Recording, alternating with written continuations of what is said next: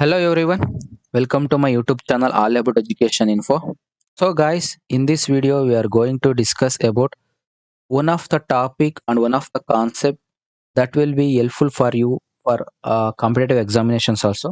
But this concept is already comes under in 8th CBSE, that is squares and square roots. ಅಂದ್ರೆ ಈಗ competitive examinations ಅಲ್ಲಿ ಆ ಒಂದು problem ಕೊಡ್ತಾರೆ, mathematics related ಒಂದು ಪ್ರಾಬ್ಲಮ್ ಕೊಟ್ಟಿರ್ತಾರೆ, ಅಲ್ಲಿ ಸ್ಕ್ವೇರ್ ರೂಟ್ ಫೈಂಡ್ ಔಟ್ ಮಾಡೋದು ಕೊಟ್ಟಿರ್ತಾರೆ. ಇಲ್ಲಾಂದ್ರೆ ಸ್ಕ್ವೇರ್ ರೂಟೇ ಒಂದು ಪಾರ್ಟ್ ಆಗಿರುತ್ತೆ. ಪ್ರಾಬ್ಲಮ್ ಅಲ್ಲೇ ಸ್ಕ್ವೇರ್ ರೂಟ್ ಫೈಂಡ್ ಔಟ್ ಮಾಡಿದ್ರೆ ನೆಕ್ಸ್ಟ್ ಪ್ರೋಸೆಸ್ಗೆ ಹೋಗೋಕೆ ನಿಮಗೆ ಆಗುತ್ತೆ. ಬಟ್ ಅವಾಗ ಏನ್ ಮಾಡ್ತಾರೆ, ಸ್ಕ್ವೇರ್ ರೂಟ್ ಫೈಂಡ್ ಔಟ್ ಮಾಡಕ್ ಬರಲ್ಲ ಅಂದ್ರೆ ಆ ಪ್ರಾಬ್ಲಮ್ ಕಂಪ್ಲೀಟ್ ಆಗಲ್ಲ. ಸೊ ಆ ಪ್ರಾಬ್ಲಮ್ ನಿಮ್ಗೆ ಆಗ್ಬಾರ್ದು ಅಂತ. ಬಟ್ ಈ ಮೆಥಡ್ ಸ್ವಲ್ಪ ಲಾಂಗ್ ಮೆಥಡ್ ಆಗುತ್ತೆ. ಬಟ್ ನಿಮಗೆ ಬೇರೆ ಮೆಥಡ್ಸ್ ಹೋಲಿಸ್ಕೊಂಡ್ರೆ ಇದು ಈಸಿಯಾಗಿ ಆಗುತ್ತೆ, ಈಸಿ ಮೆಥಡ್ ಆಗುತ್ತೆ. ಅಂಡ್ ಇನ್ನೊಂದು ಮೆಥಡ್ ಇದೆ ಲಾಂಗ್ ಡಿವಿಷನ್ ಮೆಥಡ್ ಅಂತ, ಅದನ್ನ ನೆಕ್ಸ್ಟ್ ವಿಡಿಯೋದಲ್ಲಿ ಮಾಡ್ತೀನಿ. ಲಾಂಗ್ ಡಿವಿಷನ್ ಮೆಥಡ್ ತುಂಬಾ ಈಸಿ ಅಂಡ್ ಆ ಮೆಥಡ್ ಯೂಸ್ ಮಾಡಿದ್ರೆ ನಿಮಗೆ ಸ್ಕ್ವೇರ್ ರೂಟ್ ನ ಇನ್ನೂ ಈಸಿಯಾಗಿ ಫೈಂಡ್ ಔಟ್ ಮಾಡಬಹುದು. ಬಟ್ ನಾವು ಈ ಸಿಂಪಲ್ ಮೆಥಡ್ ಇಂದ ಹೋಗೋಣ, ನೆಕ್ಸ್ಟ್ ಆ ಮೆಥಡ್ಗೆ ಮೂವ್ ಆಗೋಣ. ಓಕೆ, ಫಸ್ಟ್ ಈ ವಿಡಿಯೋದಲ್ಲಿ ನಾನು ಈ ಮೆಥಡ್ ಹೇಳ್ತೀನಿ. ಸೊ ಇನ್ನು ನನ್ನ ಚಾನಲ್ಗೆ ಏನಾದರೂ ನೀವು ಇನ್ನೂ ಸಬ್ಸ್ಕ್ರೈಬ್ ಆಗಿಲ್ಲ ಅಂದ್ರೆ ಆದಷ್ಟು ಬೇಗ ನನ್ನ ಚಾನಲ್ಗೆ ಸಬ್ಸ್ಕ್ರೈಬ್ ಆಗಿ, ಮತ್ತೆ ನನ್ನ ಚಾನಲ್ ಅಲ್ಲಿ ಬರ್ತಕ್ಕಂಥ ಎಲ್ಲಾ ವಿಡಿಯೋಸ್ಗೆ ಲೈಕ್ ಮಾಡಿ, ಮತ್ತೆ ಆದಷ್ಟು ನಿಮ್ಮ ಸ್ನೇಹಿತರಿಗೆ ಶೇರ್ ಮಾಡಿ, ನನ್ನ ಚಾನಲ್ಗೆ ಸಪೋರ್ಟ್ ಮಾಡಿ. ಸೊ ಡೈರೆಕ್ಟ್ ಆಗಿ ನಾವು ಇವತ್ತಿನ ವಿಡಿಯೋಗೆ ಹೋಗೋಣ. So finding the square root through prime factorisation. The first question is 256. Just you have to factorize this number by using prime numbers only. You should not use any other even numbers, odd numbers. So you have to use only prime numbers. ಈಗ first prime number ಯಾವುದು, ನೀವು 2 list ಮಾಡ್ಕೊಳ್ಳಿ. Prime numbers 2, 3, 5, 7 ಬರುತ್ತೆ, 9 ಬರಲ್ಲ, 11 ಬರುತ್ತೆ, 13 ಬರುತ್ತೆ and so on. So ನೀವು 2ನೇ ಫಸ್ಟ್ ಯೂಸ್ ಮಾಡಬೇಕು ಅಂತೇನಿಲ್ಲ, 3ನೇ ಫಸ್ಟ್ ಯೂಸ್ ಮಾಡಬೇಕು ಅಂತೇನಿಲ್ಲ. ಪ್ರೈಮ್ ನಂಬರ್ಸ್ ಬಿಗ್ ನಂಬರ್ಸ್ ಈಗ ಈ 256 11 ಇಂದ ಡಿವೈಡ್ ಆಗ್ತಾ ಇದೆ ಅಂದ್ರೆ ನೀವು 11ನೇ ಮೊದಲು ತಗೊಂಡ್ರೆ ಒಳ್ಳೇದು. ಅರ್ಥ ಆಯ್ತಾ? ಇಲ್ಲ ನೀವು 2 ಇಂದ ಮಾಡ್ಕೊಂಡು ಹೋದ್ರೆ ಇನ್ನೂ ಅಂದ್ರೆ ಸ್ಟೆಪ್ಸ್ ಇನ್ನೂ ಇನ್ಕ್ರೀಸ್ ಆಗುತ್ತೆ. ಸ್ಟೆಪ್ಸ್ ಏನ್ ಇನ್ಕ್ರೀಸ್ ಆಗಲ್ಲ, ಬಟ್ ನಿಮಗೆ ಬಿಗ್ ನಂಬರ್ಸ್ ಬರ್ತಾ ಹೋಗುತ್ತೆ. ಸೊ ನಾನೀಗ ಡೈರೆಕ್ಟ್ ಆಗಿ 2 ಇಂದಾನೆ ಮಾಡ್ತೀನಿ. ಹೋಗ್ಲಿ, 2 1s 2, 2 2s 4 ಆಗುತ್ತೆ. ರಿಮೈಂಡರ್ ಏನು ಉಳಿಯುತ್ತೆ, 1 ಉಳಿಯುತ್ತೆ. ಸೊ ಇಲ್ಲಿ 2 8s 16. ನೆಕ್ಸ್ಟ್ ಅಗೈನ್ 2 ಇಂದಾನೆ ಮಾಡ್ತೀನಿ ನಾನು. 2 6s 12, again 2 4s 8, again 2 3s 6, 2 2s 4, again 2 16s, again 2 8s, again 2 4s, again 2 2s, again ನೀವೇನ್ ಮಾಡಬೇಕು, 2 ಇಂದಾನೆ ಮಲ್ಟಿಪ್ಲೈ ಅಂದ್ರೆ until you have to get 1 in the last digit. So our process is complete. Here 250 is completely divided by 2 only, completely factorized by using 2 only. So let us write it in one list. 2 into 2 is multiplied how many times? 1 2 3 4 5 6 7 8, 3 4 5 6 7 and 8. Okay, it will gives you 256. So the next procedure is very important. Listen. For next procedure you have to make some groups. That means ಈಗ 2ಗೆ ಇನ್ನೊಂದು peer ಇದೆಯಾ ನೋಡ್ಬೇಕು. ಈಗ ಬಂದಿರತಕ್ಕಂತ prime factors ಅಲ್ಲಿ again 2ಗೆ ಒಂದು peer ಇದೆಯಾ, ಒಂದು peer ಇದ್ರೆ ಒಂದು ಬಾಕ್ಸ್ ಹಾಕೊಂಡ್ಬಿಡಿ, ಒಂದು ಬಾಕ್ಸ್.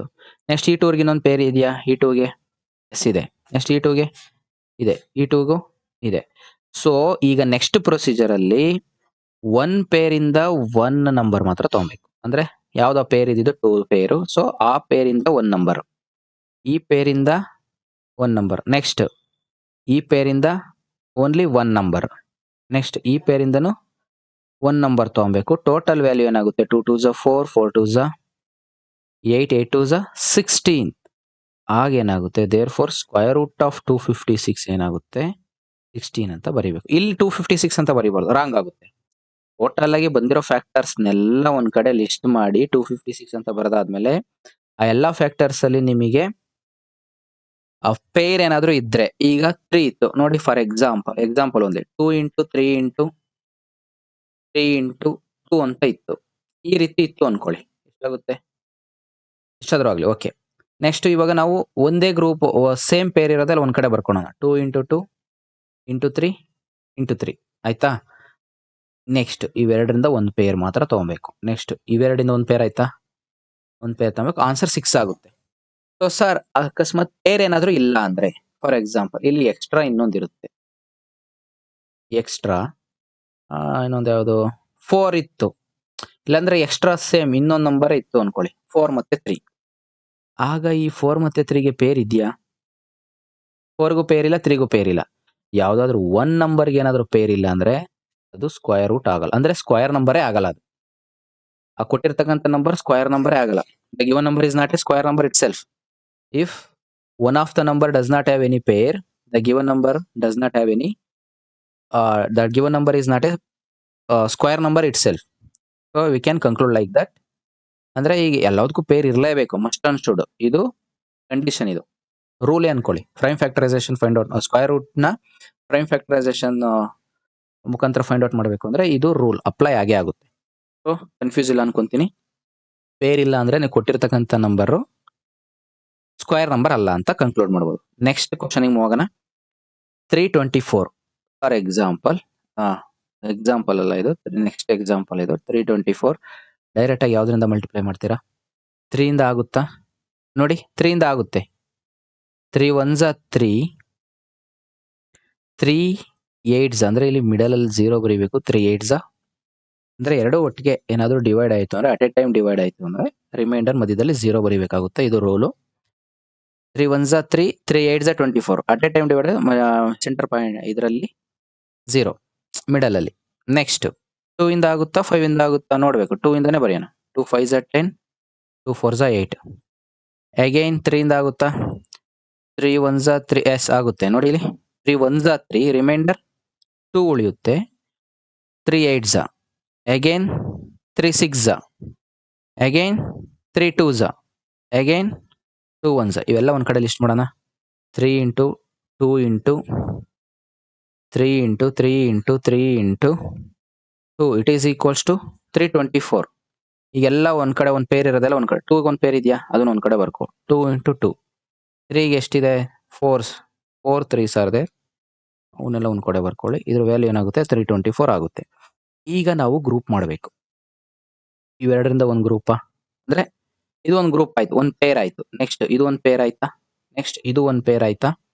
ಎಸ್. ನೆಕ್ಸ್ಟ್ ನ ಪ್ರೊಸೀಜರ್ ಏನು? ಎರಡು ಪೇರ್ ಇಂದ ಒಂದ್ ನಂಬರ್ ಇಂಟು ಇದ್ದೇ ಇರುತ್ತೆ. ಇವೆರಡು ಪೇರ್ ಇಂದ ಒಂದ್ ನಂಬರ್, ಸಾರಿ, ನೆಕ್ಸ್ಟ್ ಇದರಿಂದ ಒಂದ್ ನಂಬರ್.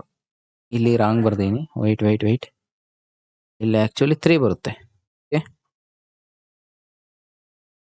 ಇಲ್ಲೂ 3, ಯಾಕೆಂದ್ರೆ ಇಲ್ಲಿ 3 ಇಲ್ಲಿ ಈ ಪೇರ್ ಇರೋ 3 ಅಲ್ವಾ? ಸಾರಿ. 2 3s 6, 6 3s 18. ಏನ್ ಕನ್ಕ್ಲೂಡ್ ಮಾಡಬೇಕು? Therefore square root of 324 is 18 ಅಂತ ಕನ್ಕ್ಲೂಡ್ ಮಾಡಬೇಕು. ಇದರಲ್ಲಿ ಏನಾದ್ರು ಕನ್ಫ್ಯೂಸ್ ಇದೆಯಾ? ಇಲ್ಲ, ಏನು ಕನ್ಫ್ಯೂಸ್ ಇಲ್ಲ ಅನ್ಕೊಂತೀನಿ. ನೆಕ್ಸ್ಟ್ ಅದೇ ರೀತಿ ಮಾಡ್ಕೊಂಡು ಹೋಗ್ಬೇಕು. ಇದನ್ನ ನೀವೇ ಟ್ರೈ ಮಾಡಿ ನನಗೆ ಕಮೆಂಟ್ ಸೆಕ್ಷನ್ ಅಲ್ಲಿ ನಿಮ್ಮ ಆನ್ಸರ್ಸ್ ನ ಹಾಕ್ಬೇಕು. ಓಕೆ, ಇದಕ್ಕೇನಾಗುತ್ತೆ ಸ್ಕ್ವೇರ್ ರೂಟ್. ನೀವು ಓನ್ ಆಗಿ ಸಾಲ್ವ್ ಮಾಡಾಕಿದ್ರೆ ನಿಮಗೆ ಹೆಲ್ಪ್ ಆಗುತ್ತೆ. HSTR, TET, GPSTR ಇದರಲ್ಲೆಲ್ಲ ಆಲ್ಮೋಸ್ಟ್ ಕೇಳೋವಂಥ ಕ್ವಶನ್ಸ್ ಇದು. Competitive exams point of view ಇಂದನೂ ನೀವು ಚೆನ್ನಾಗಿ ಕಲಿಬೇಕು. ಇವಾಗ 8ಗೂ ಇಂಪಾರ್ಟೆಂಟ್ ಇದು squares and square roots. 5th chapters ಇದೆ. 5th ಚಾಪ್ಟರ್ ಇದು CBSE, HCBSE 5th ಚಾಪ್ಟರ್ ಇದಾಗಿದೆ. ಸೊ ಅಲ್ಲೂ ಬರುತ್ತಿದ್ದು. ಸೊ ನೀವು ಇಲ್ಲೇ ಕ್ಲೀನಾಗಿ ಓದ್ಕೊಂಡ್ರೆ ಅಲ್ಲಿ ಕಾಂಪಿಟೇಟಿವ್ ಎಕ್ಸಾಮ್ಸ್ ಅಲ್ಲಿ ಪರದಾಡೋ ಅವಶ್ಯಕತೆ ಇರಲ್ಲ. ಸೊ ಇದು ಇವತ್ತಿನ ವಿಡಿಯೋ ಗೈಸ್. ನೆಕ್ಸ್ಟ್ ವಿಡಿಯೋದಲ್ಲಿ ಸಿಗೋಣ. ನೆಕ್ಸ್ಟ್ ವಿಡಿಯೋದಲ್ಲಿ finding the square root by using long division method. Long division method ನೀವು ಪ್ರಾಕ್ಟೀಸ್ ಮಾಡಿದ್ರೆ ಫ್ರೀಕ್ವೆಂಟ್ ಆಗಿ, ಅದರಷ್ಟು ಈಸಿ ಮೆಥಡ್ ಇನ್ಯಾವುದೂ ಇಲ್ಲ ಅಂತ ನಾನು ಹೇಳಕ್ಕೆ ಇಷ್ಟಪಡ್ತೀನಿ. ಅದು ನೆಕ್ಸ್ಟ್ ವಿಡಿಯೋ ನಾಳೆ ಬರುತ್ತೆ. ಅಲ್ಲಿವರೆಗೂ ಟೇಕ್ ಕೇರ್.